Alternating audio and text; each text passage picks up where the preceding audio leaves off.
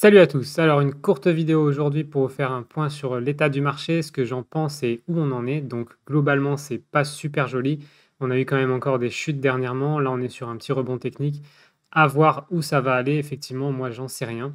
Mais en tout cas, on a quand même quelques indicateurs. Ethereum a quand même pris très cher, donc ça peut être un bon candidat pour re-rentrer maintenant ou légèrement plus tard quand ce sera un peu plus bas. Parce que je pense que sa remontée va être assez fulgurante par rapport aux autres aussi, étant donné aussi qu'on a la sortie de Ethereum 2.0, et s'ils y parviennent correctement, on aura un Ethereum qui commence à avoir du potentiel avec des frais moins élevés.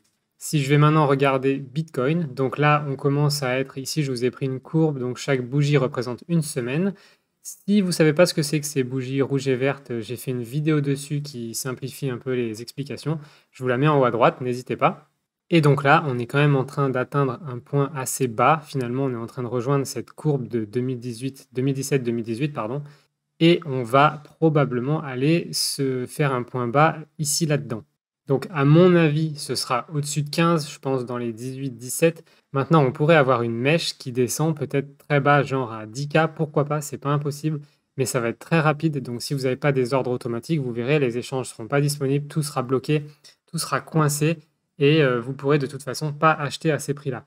Donc si vous souhaitez faire une belle opération, mettre un ordre d'achat limite aux alentours des 10-12K, à mon avis, peut être une bonne idée. Peut-être que ça les atteindra jamais, mais si ça les atteint, vous allez pouvoir acheter grâce au système automatisé des plateformes et ainsi pouvoir bénéficier du prix du Bitcoin à 10-12.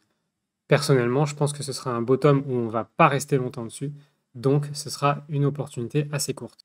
Maintenant, ce que j'en pense, c'est qu'on est quand même en chute libre, mais on arrive à un point assez fort de support, et il est fort à parier qu'on rebondisse dessus. Cela dit, je ne suis pas du genre à vous faire flipper et à vous dire que le monde va s'écraser et s'arrêter, mais en tout cas, s'il y avait des bonnes décisions à prendre, et s'il y avait un moyen ou un moment à s'exciter, c'était plutôt ici, et à prendre des bonnes décisions, par exemple de vendre, plutôt que ici de se dire « Ouh là là, tout va mal, je vais vendre », et potentiellement, bah là, je vais couper mes pertes, pour de vrai, je vais acter mes pertes. Effectivement, ça peut être une bonne idée de vendre ici, mais il faut vraiment rester à l'écoute des courbes. Il faut être sur le marché pour essayer de racheter un peu plus bas. Ça peut arriver, ça peut ne pas arriver. Si on se met à remonter maintenant ici, d'avoir vendu ici, c'est la pire chose que vous pourrez faire. Donc c'est clair que les bonnes décisions, c'était de faire du DCA ici et d'acheter petit à petit. Et les bonnes décisions, c'était de vendre ici petit à petit sur les montées. Ici, il n'est plus question de prendre des décisions avec l'émotion. Donc là, faites-vous aussi tout simplement un plan. Imaginons que le Bitcoin va à 10-12 000 dollars. Qu'est-ce que vous faites à ce moment-là? Est-ce que vous voulez racheter? Qu'est-ce que vous faites maintenant si ça y va ou si ça repart à la hausse? Au niveau du carnet d'ordre, maintenant, on voit qu'ici, on a quand même un mur de vendeurs dans les 21 400. Donc ici, voilà, là, on fait face ici à des gens qui veulent vendre, mais aussi à pas mal de résistance, notamment sur les 19 100 ici. On voit qu'il y a un mur d'acheteurs.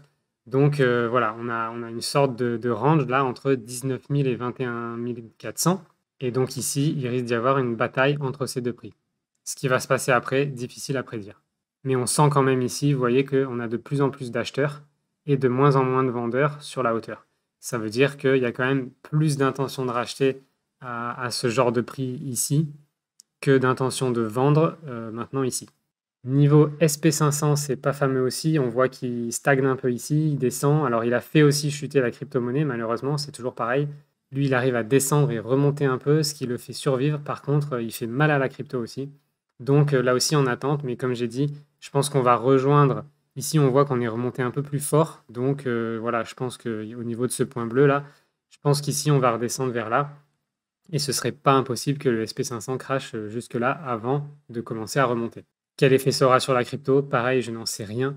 Ça peut faire mal, ça peut faire très mal à la crypto, tout comme ça peut être très bon pour la crypto, puisque la crypto va à un moment donné arriver à son bottom.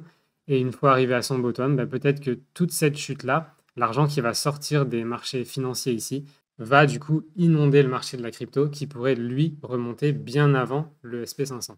Et si c'est ça qui se passe, je peux vous dire que la crypto va remonter fort et va remonter très fort si et dès que les marchés boursiers vont se déverser dans la crypto. Et enfin, dernier point que je voulais mentionner sur cette vidéo, donc une rumeur qui circule aussi, comme quoi Ripple, l'année dernière, aurait décliné une proposition de la SEC de terminer l'affaire. Peut-être que c'est vrai, peut-être que c'est pas vrai, mais c'est justement ce que j'aime pas avec ces gars-là. C'est ce que j'aime pas sur les réseaux sociaux et YouTube, c'est qu'il y a énormément de rumeurs qui sont colportées. Donc là, monsieur Je sais tout a décidé de dire qu'il avait des informations d'insider qui lui permettaient de savoir que Ripple avait décliné une offre de la SEC pour terminer l'affaire. Et du coup, bah, effectivement, comme il a 1 million et quelques d'abonnés, tout le monde se met à relayer cette information comme si c'était vrai. Mais personnellement, j'ai rien trouvé sur le sujet et je ne suis pas en mesure de confirmer cette information. Donc pour moi, c'est toujours une rumeur. Bon, si c'est vrai, ça veut dire que c'est une excellente nouvelle, puisque ça veut dire que Ripple sont extrêmement confiants de l'issue de ce procès. Donc de toute façon, ce sera une bonne nouvelle.